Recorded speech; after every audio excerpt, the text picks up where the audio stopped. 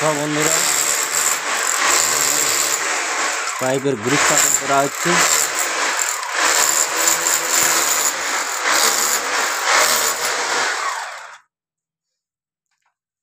প্রথমে গ্রাইন্ডার চালানো আছে। গ্রাইন্ডারটা চালানোর পরে এই যে এই সাইডে দেখো গ্রাইন্ডার চালানো আছে, আর এদিক থেকে কাটিং করে করে আসছে।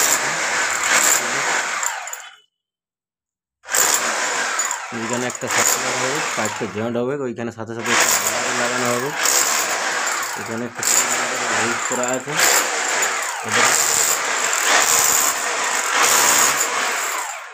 এইখানে একটা কাটানো হয়ে গেছে। সেকেন্ড ফ্লোর কাটানো হয়ে গেছে। দেখো এখানে হোল হয়েছে কোনাটাতে।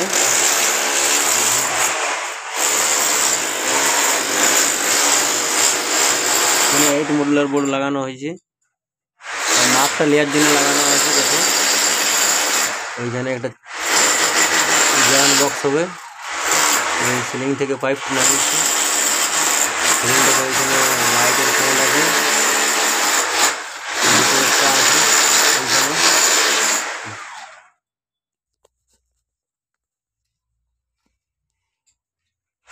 এখানে এদিকে ফিরেছে।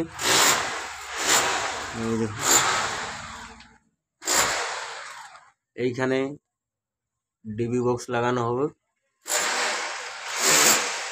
SPNDP। এইখানে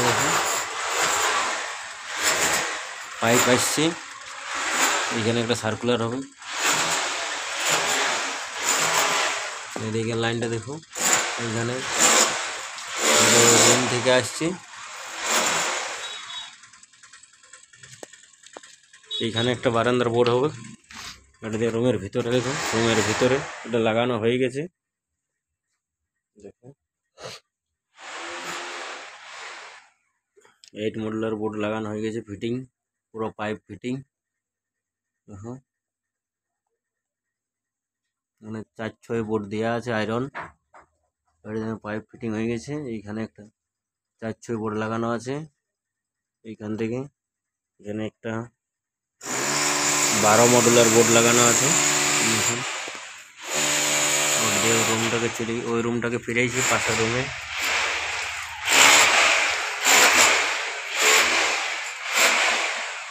এইখানে দেখো পাশের রুমটাতে আছে, এইখানে থেকে বেরিয়েছে। এই উপর দিক থেকে লাইনটা আসছে, এটাতে উপরে লাইট টাইট আছে। দেখো ওর ফ্যান হুক আছে ওইটাতে,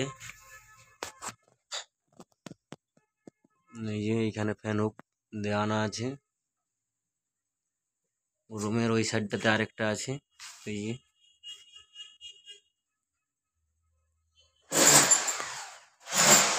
এই পাইপটাতে নামছে সিলিং থেকে। এখানে একটা 4-6 আয়রন আছে, দেখো 4-6 এটাতে পাইপ ওইখানে একটা চলে গেছে।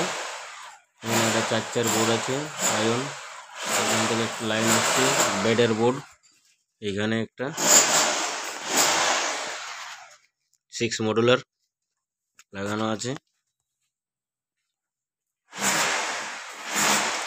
এটা তোমরা পারলে রোল পাইপও করতে পারো।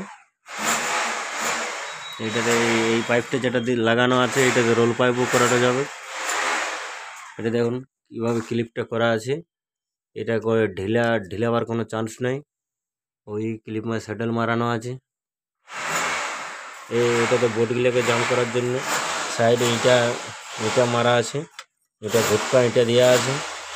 এই যে এটা কাটিংটা আগে করা হয়েছিল, ভুটকা দিয়ে এগুলো লাগানো আছে। এই যে এখানে কাঠি মারা আছে গলই, এটাতে আটকানো আছে গলই মারে, যেটা তাহলে বোর্ডটা সিধা থাকবে।